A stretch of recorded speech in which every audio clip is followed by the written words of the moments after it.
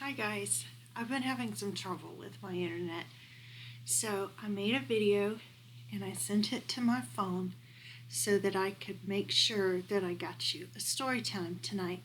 So tonight's books are going to be from a TV show that I used to watch when I was growing up, and it's from a TV show called Reading Rainbow. These are books your parents may remember. I'm going to start out with one called Imogenes Antlers. And this one's by David Small. And this is by Crown Publishing. All right, so, you guys ready? Here we go. On Thursday, when Imogen woke up, she found she had grown antlers. Getting dressed was difficult, and going through a door now took some thinking. Imogen started down for breakfast.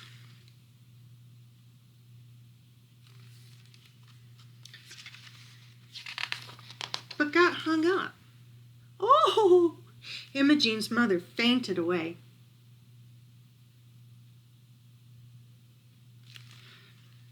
Now, the doctor poked and prodded and scratched his chin. He could find nothing wrong. The school principal glared at Imogen but had no advice to offer.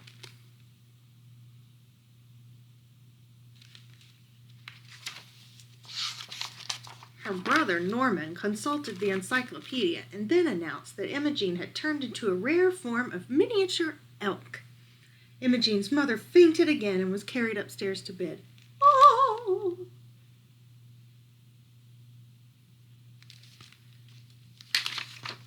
Imogen went into the kitchen. Lucy, the kitchen maid, had her sit by the oven to dry some towels.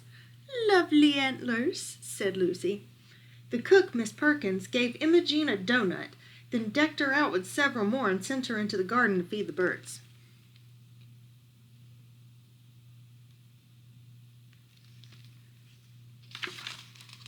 "You'll be lots of fun to decorate come Christmas," said Miss Perkins.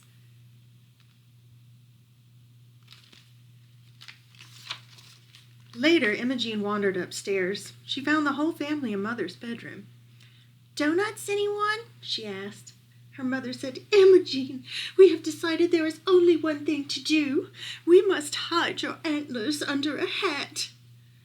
Norman telephoned the milliner. There's Norman. At 3 o'clock, the milliner arrived.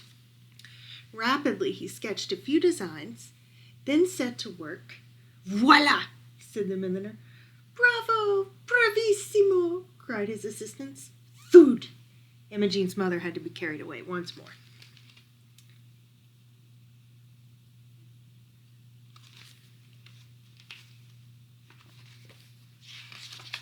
After dinner, Imogen practiced her piano lesson.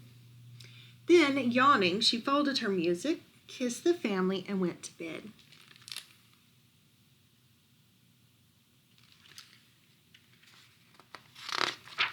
Imogen sighed, remembering the long and eventful day.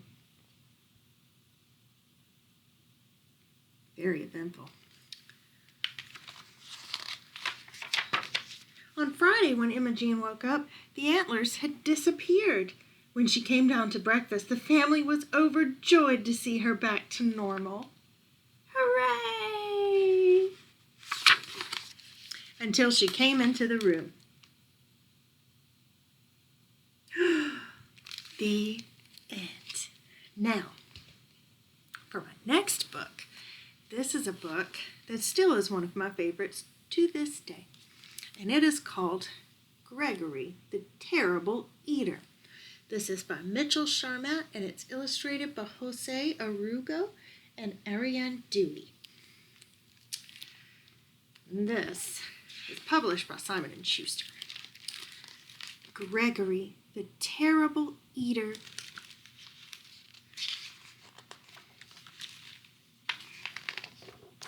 Once there was a goat named Gregory. Gregory liked to jump from rock to rock, kick his legs into the air, and butt his head against walls. "I'm an average goat," said Gregory. But Gregory was not an average goat. Gregory was a terrible eater. Every time he sat down to eat with his mother and father, he knew he was in for trouble.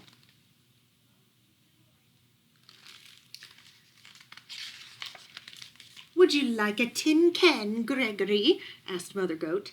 "No, thanks," said Gregory. "How about a nice box, piece of rug, and bottle cap?" asked Father Goat. "Bah!" said Gregory unhappily. "Well, I think this is a meal fit for a goat," said Mother Goat as she chewed on an old shoe. "It certainly is," said Father Goat as he ate a shirt, buttons and all. "I don't know why you're such a fussy eater, Gregory."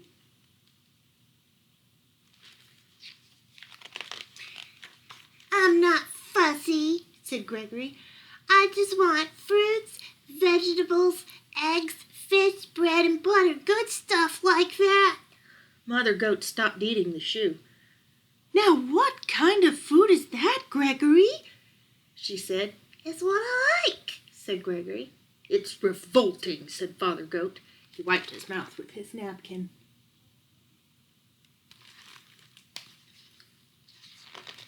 After Gregory was excused from the table, Father Goat said, "Gregory is such a terrible eater." "I wonder what's wrong with him," said Mother Goat. Mother and Father Goat ate their evening newspaper in silence.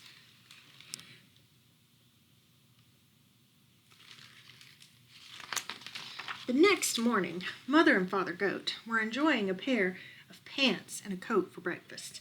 Gregory came to the table. "Good morning, Gregory," said Father and Mother Goat. "Good morning," said Gregory. "May I have some orange juice, cereal, and bananas for breakfast, please?" "Oh, no," Mother Goat said. "Do have some of this nice coat." "Take a bite out of these pants," said Father Goat. "Bah!" said Gregory, and he left the table. Father Goat threw down his napkin. "That does it," he said. "Gregory just isn't eating right. We must take him to the doctor."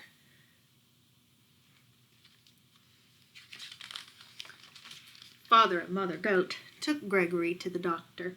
Dr. Ram was munching on a few pieces of cardboard.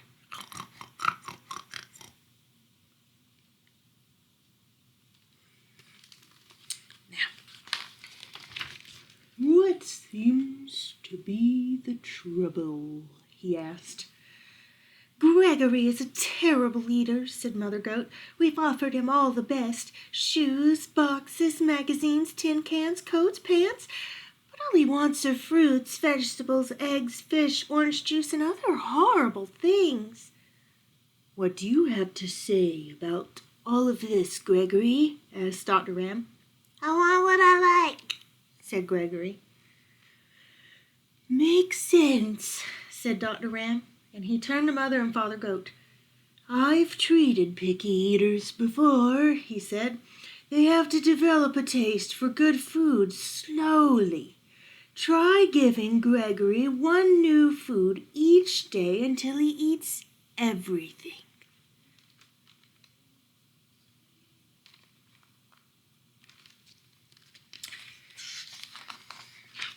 That night for dinner, which is this page right here, that night for dinner, Mother Goat gave Gregory spaghetti and a shoelace and tomato sauce. "Not too bad," said Gregory.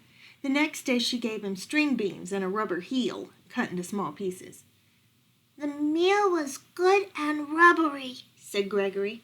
The day after that, Mother Goat said, "We have your favorite today, vegetable soup, but there's one condition. You also have to eat the can." "Okay," said Gregory. "What's for dessert?" "Ice cream," said Father Goat, "but you have to eat the box too." "Yummy," said Gregory. "I'm proud of you," said Father Goat. "You're beginning to eat like a goat." "I'm learning to like everything," said Gregory. One evening, Father Goat said, "Has anyone seen my striped necktie?" "Not since breakfast," said Mother Goat. "Come to think of it, I haven't seen my sewing basket today. I left it in the living room after supper last night." Father Goat turned to Gregory. "Gregory, have you been eating between meals?" "Yes," said Gregory. "I can't help it. Now I like everything." "Well," said Mother Goat, "it's all right to eat like a goat, but you shouldn't eat like a pig." "Oh," said Gregory. After Gregory went to bed, Mother Goat said, "I'm afraid Gregory will eat my clothes hamper." "Yeah, and then my tool kit will be next," said Father Goat. "He's eating too much. We'll have to do something about it."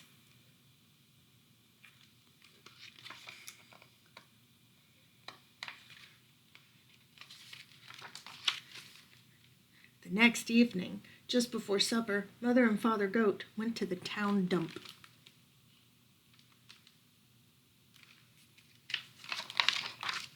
They brought home 8 flat tires, a 3-foot piece of barber pole, a broken violin, and half a car. They piled everything in front of Gregory's sandbox. When Gregory came home for supper, he said, "What's all that stuff in the yard?" "Your supper," said Father Goat. "Oh, it all looks good," said Gregory. Gregory ate the tires and the violin, then he slowly ate the barber pole, but when he started on the car, he said, "I've got a stomach ache. I have to lie down."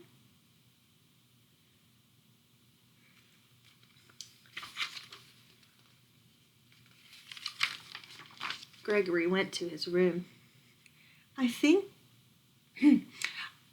Gregory ate too much junk," said Father Goat. "Let's hope so," said Mother Goat. All night Gregory tossed and twisted and moaned and groaned. The next morning he went down for breakfast. "What would you like for breakfast today, Gregory?" asked Father Goat. "Scrambled eggs and 2 pieces of wax paper and a glass of orange juice," said Gregory. "That sounds just about right," said Mother Goat. And it was. The end. So, the next book is called Caps for Sale. It's this book right here. And it's a tale of a peddler, some monkeys, and their monkey business. It's told and illustrated by Esfer Slobodkina. It's a mouthful, guys. This one's by HarperCollins Publishers. Caps for Sale. Once, there was a peddler who sold caps. But he was not like an ordinary peddler, carrying his wares on his back. He carried them on top of his head. First he had on his own checked cap, then a bunch of gray caps, then a bunch of brown caps, then a bunch of blue caps, and on the very top, a bunch of red caps. And people called hats caps. Nowadays we call them hats, but they were called caps. That's what this man sells. He walked up and down the streets, holding himself very straight as to not upset his caps. As he went along, he called, "Caps! Caps for sale! 50 cents a cap!" One morning, he couldn't sell any caps. He walked up the street and he walked down the street, calling, "Caps! Caps for sale! 50 cents a cap!" But nobody wanted any caps that morning. Nobody wanted even a red cap. He began to feel very hungry, but he had no money for lunch. "I think I'll go for a walk in the country," said he, and he walked out of town slowly, so as not to upset his caps. He walked for a long time until he came to a great big tree. "That's a nice place for a rest," thought he. And he sat down very slowly under the tree and leaned back little by little against the tree trunk so as not to disturb the caps on his head. Then he put up his hand to feel as if they were straight, first his own check cap, then the gray caps, then the brown caps, then the blue caps, then the red caps on the very top. They were all there, so he went to sleep. He slept for a long time. When he woke up, he was refreshed and rested. But before standing up, he felt with his hand to make sure his caps were in the right place. All he felt was his own checked cap.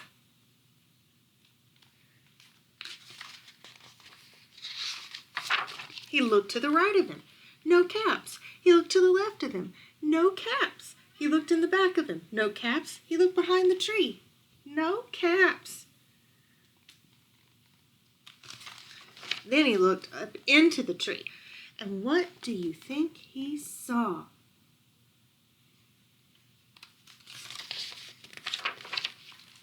On every branch sat a monkey, and on every monkey was a gray or a brown or a blue or a red cap. The peddler looked at the monkeys. The monkeys looked at the peddler. He didn't know what to do. Finally, he spoke to them. "You, monkeys, you," he said, shaking a finger at them. "You give me back my caps." But the monkeys only shook their fingers back at him and said, "Tss, tss, tss, tss."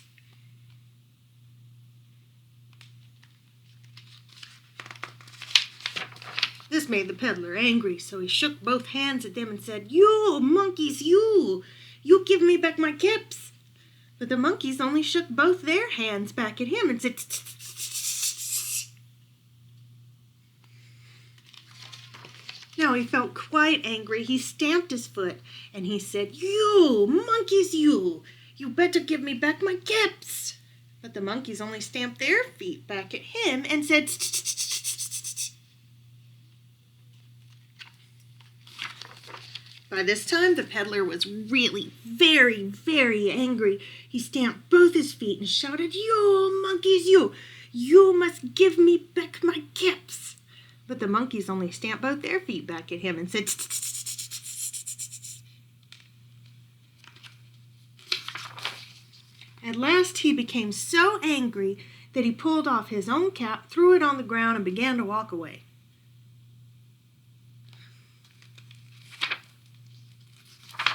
But then each monkey pulled off his cap. And all the gray caps, and all the brown caps, and all the blue caps, and all the red caps came flying down out of the tree. So the peddler picked up his caps and put them back on his head. First his own check cap, then the gray caps, then the brown caps, then the blue caps, then the red caps on the very top. And slowly, slowly he walked back to town calling, "Caps! Caps for sale, 50 cents a cap." The end. Now, my very last book. This one is called Crick, and this one is by Tommy Ungerer. Okay? Crick. Once upon a time, in a little French town, lived an old lady whose name was Madame Louise Baudot. She had one son who was in Africa studying reptiles. One morning, the mailman brought her a peculiar O-shaped box. Madame Baudot screamed when she opened it. Ah! It was a snake her son had sent her for her birthday. Eek! To make sure it was not a poisonous snake, she went to the zoo. She identified it as a boa constrictor, so she called her animal Crick. Madame Baudot mothered her new pet, feeding it bottles of milk. She bought palm trees so Crick would really feel at home. As dogs do when they're happy, he wagged his tail. Well fed, Crick grew longer and longer and stronger and stronger. The boa followed his mistress when she went shopping. Everyone was astonished. Madame Baudot knitted a long woolen sweater for her pet to wear on cold days. Crichter also had a warm, comfortable bed. There he would dream happily under his palm trees.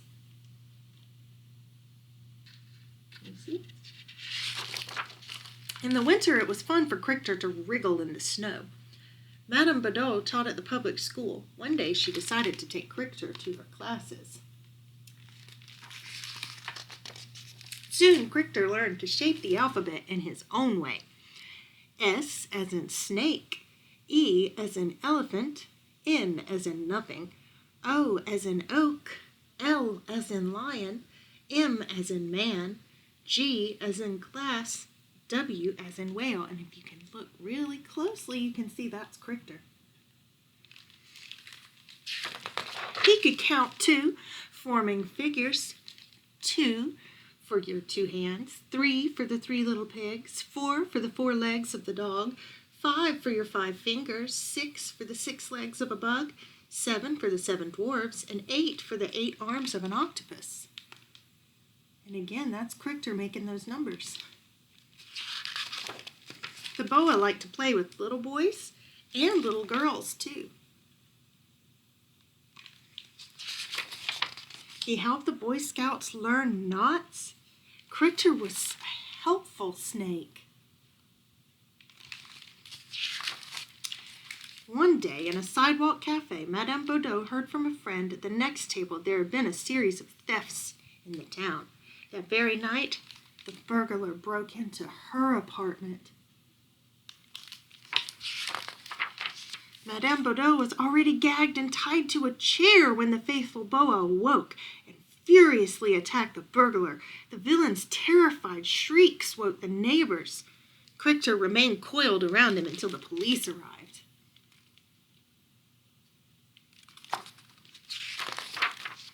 For his bravery, a nice medal was awarded to the heroic snake.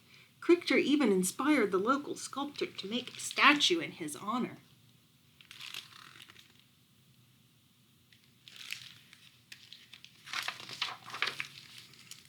And the city dedicated a park to him.